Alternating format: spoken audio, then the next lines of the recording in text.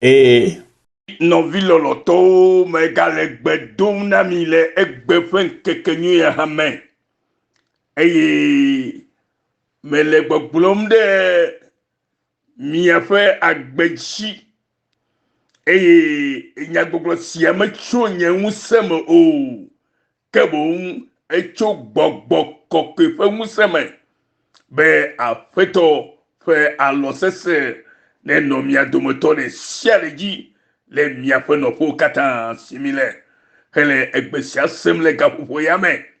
le miaƒe tɔ kple miaƒe ɖela Yesu Kristo ƒe ŋkɔ me. Nɔvinye menya be ele to dzi enyanyui sese megawɔ akufia na wo nyateƒe nya sese la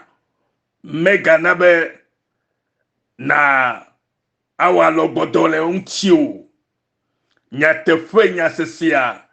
ye wɔna me nyuie eye nyateƒe matrɔmatrɔa ye trɔna me ƒe agbe ɖe enyui ƒe mɔ dzi eya ta nɔvi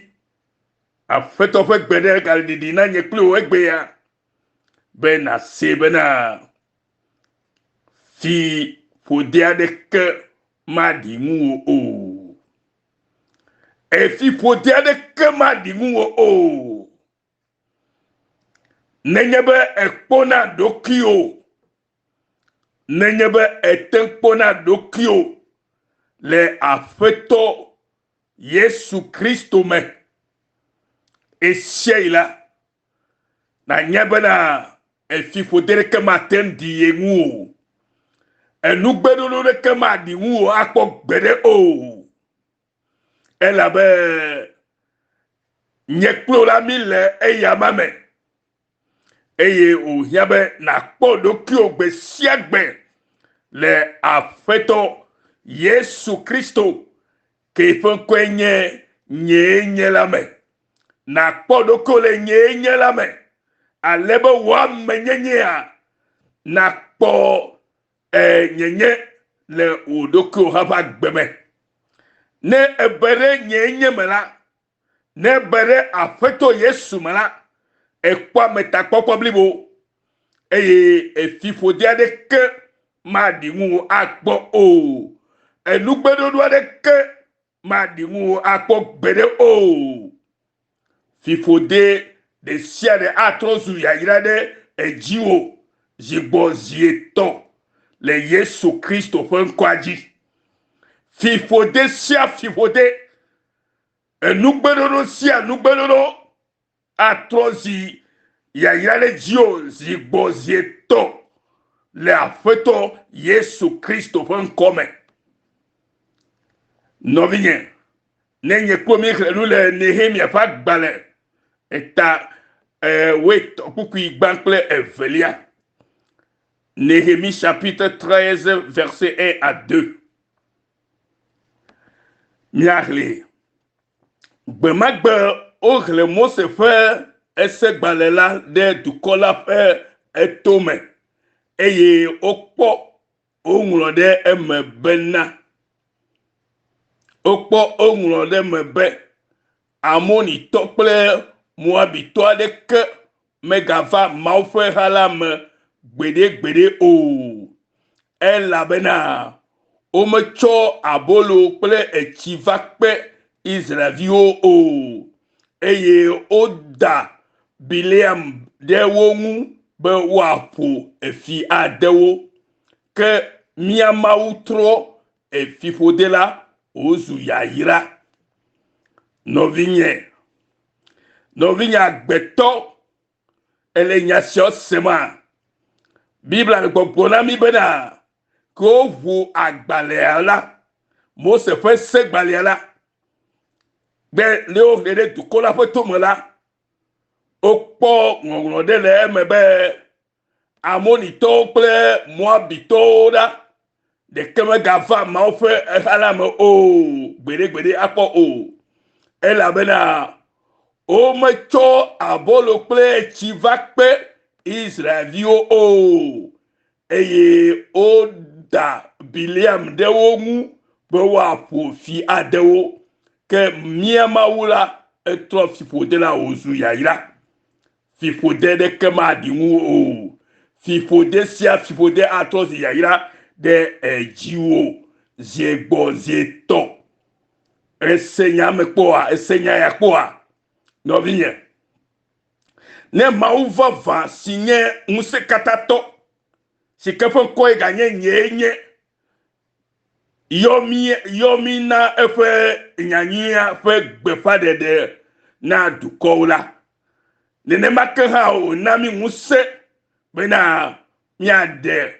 kɔnu gbegblẽwo keŋ ɖa le dukɔwo dome aɖe kɔnu gbegblẽwo ɖa le dukɔwo dome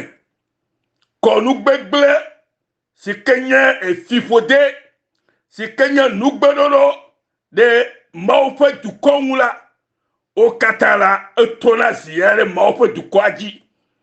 eya ta nɔvinye medi be nato no na se me bena ɖe Mawu ƒe kame la alo Mawu ƒe ŋku le dzi o ele ame sia ame kpɔm etɔxɛ abeleke Yob ƒe agbalẽ tabla tɔvɔ ne kpukui blavɔ yi ɖe blavɔvɔ evea me Job chapitre 34 verset 21 à 22 elabena etsɔ ŋku ɖo amegbetɔwo ƒe emɔwo ŋu eye wòle eƒe afɔɖeɖewo katã kpɔm viviti kple blukɔ aɖeke meli si me nu vɔ̃ɖi wɔla abe ɖo o viviti kple blukɔ aɖeke meli si me enu vɔ̃ɖi wɔla abe ɖo o keye Balak va yi da Bileam be ne va ƒo fi de Israelviwo ke nye Mawu ƒe dukɔ keye Mawu yra vɔ la si ke wova ƒo fi de wo la fiƒode atrɔ zi yɛrɛ dzi zi gbɔ zi etɔ eya ta nɔvinye mebe nakpɔ ɖokuiwò le Kristo me ame sia ame ke kpɔ eɖokui le Kristo Yesu me la fiƒode alo busunu ɖeke maɖi ŋuti kpɔ gbeɖe o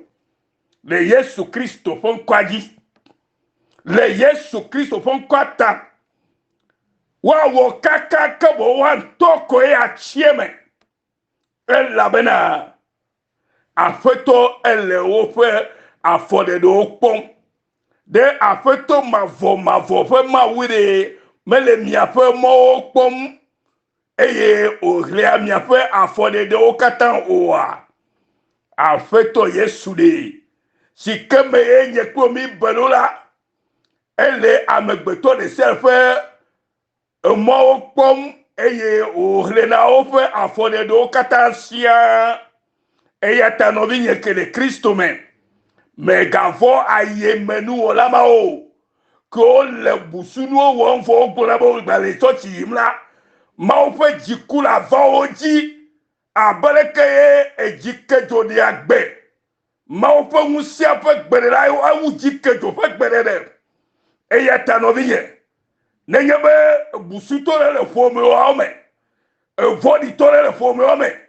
be yele nugɔmetɔ le ŋu la o boboboboe nɔvinye nu sia nu si ke wòaɖo la madze dzi nɛ kpɔ gbeɖe o wole aye wɔm ayewɔ la nyo didri wɔ la nyo ya ta ye wole sigbe Amonitɔwo kple Moabitɔwo ene ame ɖewo wɔ nyo na ame ɖewo kpɔ gake gbe la wotsi yowo me wole gbegblẽ dina o woantɔ koe le atsi woƒe gbegblẽwo me nɔvinye segbe alo ebe Mawu trɔ efiƒodea wòtrɔ zi yayira ɖe eƒe dukɔ dzi zi gbɔ zi etɔ ne wòtɔ gba xlẽ Mose ƒe agbalẽ enelia etabla vɔvɔ eve tso kpukui atɔ heyi ɖe adea me la le gakpɔ nyama le afi ma Balak va yɔ Bileam be ne va ƒo fi de Israelviwo la yi si gbe ɖeke tutu amewo le gbe dzem ɖe ame kɔkɔewo ŋuti le enuwɔƒewo yi ɖe amegbetɔ ehavi ŋuti nɔvia ŋuti hele adze gbɔgbɔ me hele mami gbɔgbɔ me le gbedeku gbɔgbɔ me le totro togodo ɖe nɔvia ŋuti ɖe amedzɔdzɔ ŋuti la wodo baba na o busunya se ke la gblɔ ɖe Mawu ƒe ame tsatsia ɖe ŋuti la o bɔbɔbɔbɔe Mawu gbonya ɖe lo afeto gbonyade de amesie mesike la agblɔ busunya alo atsɔ nɔvia ƒe ŋkɔ ayi ɖe busu teƒe ɖe o boboboboe afeto gbonyade ɖe mia ŋuti eya ta mi kpɔ nyuie ɖe ne miatrɔ le mawu vava yome mavava subɔla yome ŋuti menye nene o la miatɔ mi le do ɖe ɖe mia ɖokuiwo eya ta mi trɔ le miaƒe dziwo me kaba ela de mia dzi wu de afetɔ me le miaƒe mɔwo kpɔma afetɔ ƒe kamera le dzi yeƒe appareil kamera le dzi le miakpɔ keke ele mia ɖem klekle tsɔ le mia fia gbe sia gbe megabe yie va wɔ yewo mekpɔ yi o afetɔ ƒe kamera ɖe xoxo eye wòtsɔ va le présenter ne miawo ya be miakpɔ leke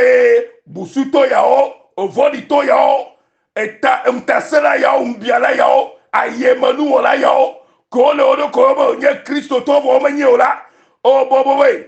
ede mi fia mi keke mi dzesi mi ne mi ya ne mi gbɔ ma ne ame ɖe be me dzesi wo ma gblɔ nya ɖe nea ma gbɔ nya ɖe nɔ fifi la yi ala wɔ nukunu nɔ abe